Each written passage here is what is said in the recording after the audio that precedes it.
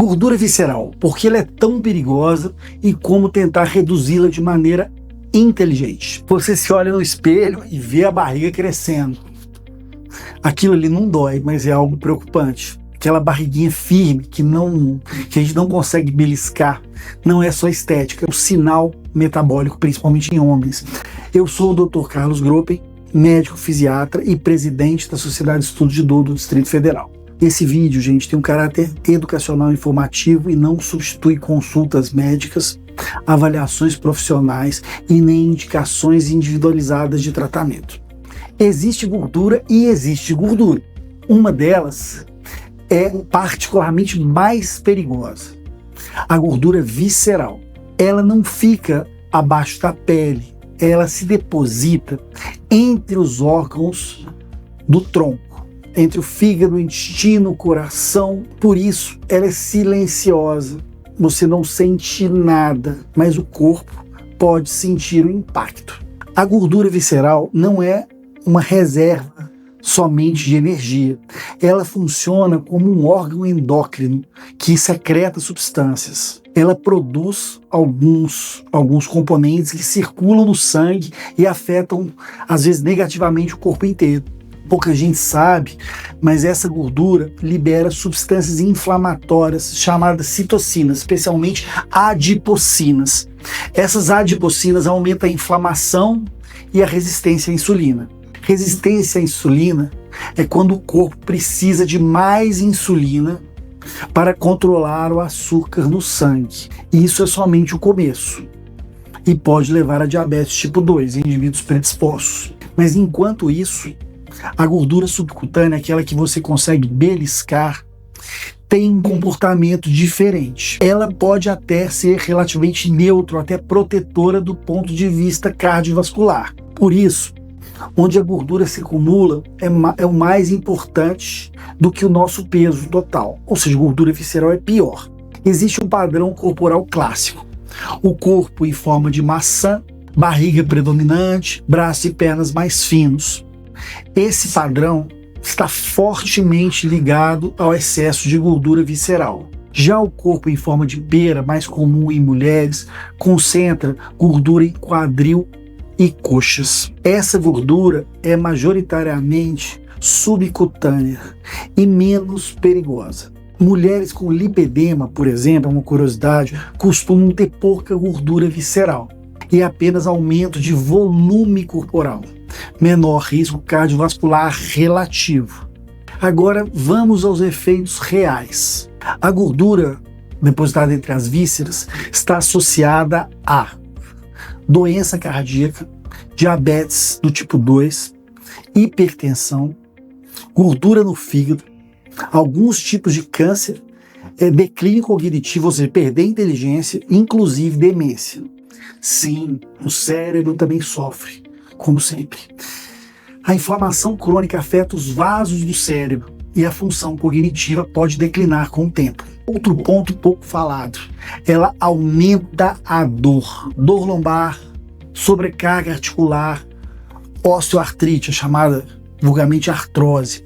A gordura visceral é um dos principais marcadores da chamada síndrome metabólica. Síndrome metabólica é a combinação de pressão alta, alteração do açúcar no sangue, gordura abdominal e aumento do risco cardiovascular.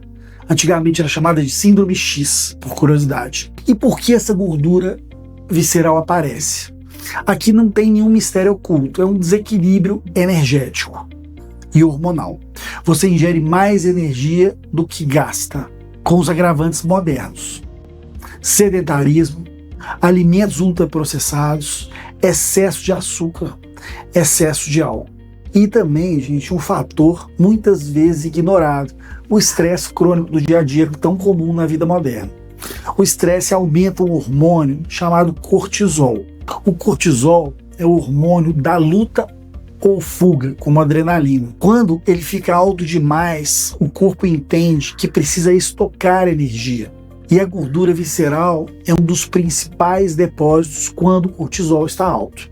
Outro fator importante é a genética. existem genes que facilitam o acúmulo de gordura visceral. Um exemplo típico desse gene é o FTO. O FTO é uma sigla para Fat Mass and Obesity Associated Gene. Então é um gene que regula esse processo, parte do processo. É um gene relacionado à facilidade de ganhar gordura visceral quando o ambiente favorece. Agora, gente, genética não é sentença. Ela só dá as linhas mestras, ela não define. Quando a gente é cuidadoso, a gente pode minimizar muito o risco. Agora, um outro ponto crucial. Você pode ter gordura visceral mesmo estando relativamente magro. O IMC não detecta necessariamente isso. O IMC, o índice de massa corporal, ele é apenas em relação ao peso e altura, é uma fórmula. Ele não mede onde a gordura está. Uma pessoa, por exemplo, pode ter IMC normal e alta gordura visceral. Por isso, não olhe só o peso, é um erro. Como a gente avalia corretamente isso? O método mais preciso é o exame DEXA. DEXA é um tipo de raio-x semelhante à densitometria óssea. Com o software correto, ele mede a gordura visceral com a mais alta precisão possível. Nem todo mundo tem acesso. Na prática, a gente usa mais a bioimpedância segmentar, que pode ajudar bastante, apesar de não ser o melhor exame. Mas existe algo muito mais simples que pode ajudar também a gente medir. A fita métrica, que é a gente medir a circunferência abdominal. Medir a circunferência da cintura logo acima do osso do quadril. Valores acima de 80 centímetros para mulheres e 94 para homens indicam maior gordura visceral. Outra medida útil é a relação cintura-quadril. Você divide a medida da cintura pela medida do quadril. Quando os valores são acima de 0,85 em mulheres e 0,90 em homens, sugerem gordura visceral mais elevada. Uma curiosidade é que até cerca de 10% da gordura corporal total pode ser visceral. Acima disso, o risco metabólico cresce rapidamente. Agora, como sempre, tem sempre uma boa notícia. A gordura visceral é uma das primeiras a diminuir quando o organismo se equilibra metabolicamente. É a mais metabolicamente ativa, ou seja, responde rápido às mudanças corretas de comportamento. Em 2 a 3 meses de ajustes consistentes, já há algum resultado. E aí, o que fazer então? Primeiro, perda de peso progressiva. A gordura visceral é a prioridade na perda e vai acontecer naturalmente. Segundo, atividade física regular. Caminhada ajuda, mas o ideal é ter exercícios mistos. Terceiro, exercício que você consegue manter e criar um hábito. O melhor exercício é aquele que você consegue fazer sempre com regularidade. Quarto, treinos intervalados como HIIT ajudam e são os principais, mas exigem algum treinamento. HIIT significa treino intervalado de alta intensidade. Alterna esforço intenso com recuperação curta, mas não é obrigatório e não deve ser feito no começo, tem que ser feito com assistência profissional. Quinto, alimentação de verdade. Proteína adequada, vegetais, menos açúcar, menos ultraprocessados. Sexto, algo com muita parcimônia e moderação. Ele favorece o acúmulo de gordura visceral. Sono adequado, dormir mal, mantém o cortisol alto, que pode aumentar o depósito nas vísceras. Oitavo, tente gerenciar o estresse. Meditação, respiração mais lenta, movimento consciente, atividade física regular.